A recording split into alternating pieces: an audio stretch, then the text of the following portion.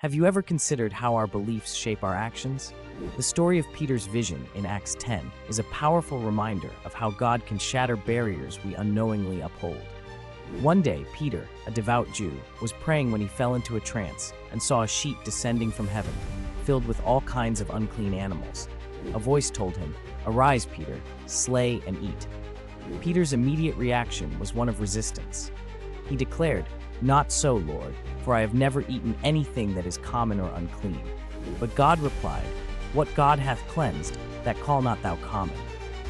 This profound encounter led Peter to understand that God's grace extends beyond boundaries, including those of ethnicity and culture.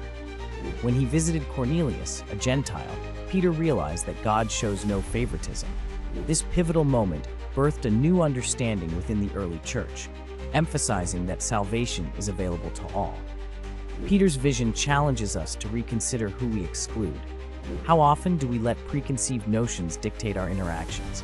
Reflect on this. What barriers do you need to break in your own life? Please like, comment, share, and subscribe. Thank you for watching.